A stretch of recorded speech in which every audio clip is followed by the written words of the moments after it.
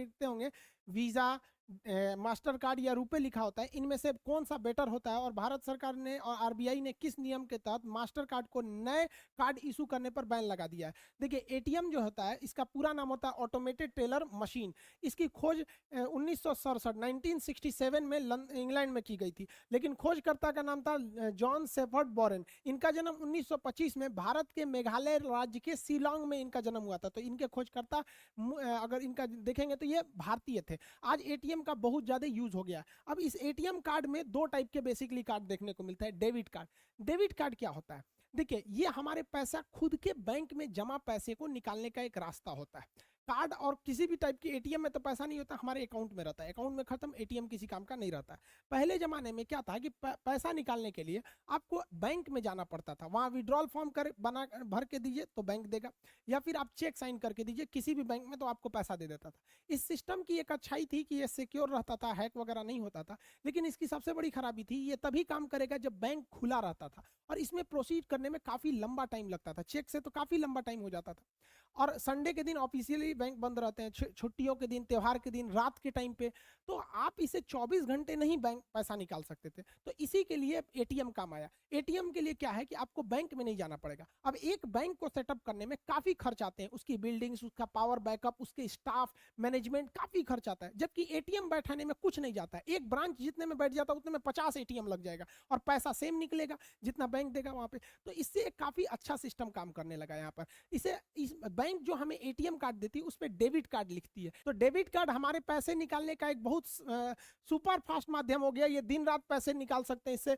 24 घंटा और 7 दिन निकाल सकते हैं, 365 दिन आप इससे पैसे निकाल सकते हैं। तो ये काफी अच्छा फायदा हो गया। इसमें भी हम उतना ही पैसे निकाल सकते हैं जितने अपने अकाउंट में। अब आपके अकाउंट में 2 लाख रुपए, आप सोचेंगे 2.5 लाख निकाल ले, नहीं निकालेगा, क्योंकि भैया ये केवल आपके अकाउंट के पैसे निकालने का रास्ता है। इसलिए आप देखेंगे जब भी आप बैंक में खुलवाते होंगे खाता, आपको एटीएम कार्ड दिखता है और उस पर डेबिट ही देता है, वो क्रेडिट कार्ड आपको नहीं देता है। डेबिट कार्ड ज्यादा सिक्योर माना जाता है क्रेडिट कार्ड की तुलना में, क्योंकि डेबिट कार्ड पे आप देखेंगे कई सिक्योरिटी होती है। 16 अक्षर का तो पहले इसका आपका एटीएम कार्ड नंबर होता है, फिर उस पर एक्सपायरी डेट ये पता होना चाहिए, पीछे जो होता है कार्ड वेरिफिकेशन वैल्यू यानी सीवीवी नंबर, एक स्टिकर साट के उस पर 3 अक्षर लिखा रहता है। ये सिक्योरिटी लेवल जो होते हैं उतने मजबूत नहीं होते, क्योंकि अगर आपका एटीएम कार्ड सड़क पे गिर गया तो जो मिलेगा उसको ये तीनों सिक्योरिटी तो पता ही चल गया, ATM number, expiry date, CVV number. लेकिन जब वो पैसा निकालने जाएगा तो उसको पिन की जरूरत होगी, जो आपको मेमोराइज करके रखना पड़ता है, याद करके। तो आप ही को पता है, तो पिन जब तक नहीं डालेंगे पैसा नहीं निकलेगा। लोग पैसा निकालने के बाद ना इंडिया में क्या करते हैं लोग ना, वो कैंसिल बटन पैसा निकाल लेंगे, देखेंगे कोई नहीं देख रहा ना, खट खट खट खट खट खट खट कैंसिल बटन दाबेंगे 20 बार संतुष्टि के लिए, आप कोई नहीं निकाल सकता। भाई वो एटीएम मशीन केवल एक ही बार काम करती है, एक पासवर्ड डाले तो आप ही का एटीएम क्यों ना हो, वो दोबारा आप फिर पैसे निकालेंगे तो पासवर्ड मांगेगा ही मांगेगा। तो इसके लिए कोई डरने की बात नहीं होती है। अब देखिए मान के चलिए वो इंसान आपका एटीएम मिल गया, उसको एटीएम में जाके कहता है कि भैया वो पिन को सोचता है चेंज कर दे, मतलब फॉरगेट पिन करके वो चेंज करना चाहेगा। तो फिर उसके लिए भी रास्ता है कि जो आप अपने बैंक में मोबाइल नंबर दिए होंगे उसी मोबाइल पर 1 टाइम पासवर्ड यानी ओटीपी आएगा, वो 10 मिनट में एक्सपायर हो जाता है, ओटीपी सिंगल टाइम के लिए होता है। तो इसमें काफी सिक्योरिटी होती है, विदाउट आपके परमिशन इसे नहीं ले सकता है। यूज किया गया था।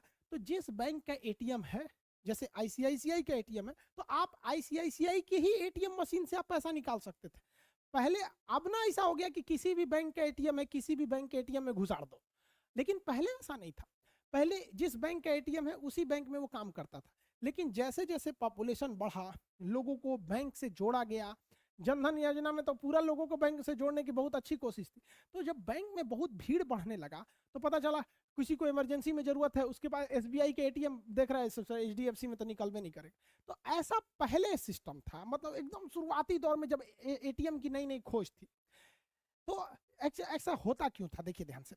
मान के चलिए कि किसी का एसबीआई में खाता है, मान के मेरा एसबीआई में खाता है सपोज, और हम चले गए एटीएम पैसा निकालने पंजाब बैंक से। तो उसमें एटीएम कार्ड घुसाएंगे तो उसको क्या पता कि हम कौन है। हमने खाता एसबीआई में खुलवाया है तो मेरा नाम, date of birth, mobile number, मेरे अकाउंट में कितना पैसा है, ओटीपी वगैरह सब एसबीआई को पता है।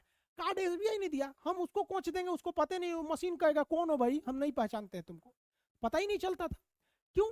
क्योंकि ये अब ये बैंक वाले एक ही रास्ता है कि ये डाटा अपना सारा सामान पीएनबी को बताए, अलग अलग बैंकों को दे, मतलब सारे बैंक अपने ग्राहकों के बारे में जानकारी सबको बता दे यहाँ पर। इससे तभी तो पैसे निकल सकता था वहां पर।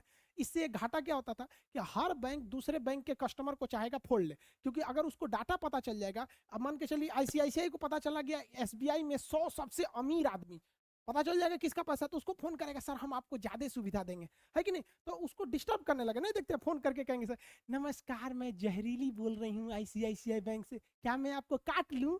तो आप कहेंगे नहीं मत काटिए। सोचो दिन भर फोन करके परेशान करते रहता है सर। तो बैंक अपना डाटा दूसरे को नहीं देना चाहता है, अब जब देंगे नहीं तो पैसा निकाले देगा कैसे? तो इसी में काम आता है कार्ड नेटवर्क। कार्ड नेटवर्क क्या है समझिए ध्यान से। अलग अलग बैंक है, मान के चलिए यहाँ पीएनबी है, यहाँ एसबीआई है, आईसीआईसीआई है, तो जितने भी बैंक है इन ये आपको एटीएम देते हैं, तो उस बैंक को कहते हैं कार्ड इशूअर। अब इसमें कार्ड इशूअर में क्या होते हैं, बैंक होते हैं। तो हर बैंक में जैसे मेरा खाता मान के चलिए यहाँ पे एसबीआई में है, तो मेरी जानकारी एसबीआई के पास है, तो एसबीआई क्या करेगा, कार्ड नेटवर्क को मेरी सारी जानकारी दे देगा।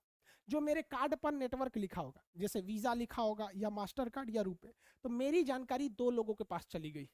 पहला चला गया मेरे बैंक जिसमें मेरा खाता है, दूसरा ये जानकारी इनके पास चली गई। अब इनका नियम होता है कि ये जानकारी किसी से साझा कर ही नहीं सकते।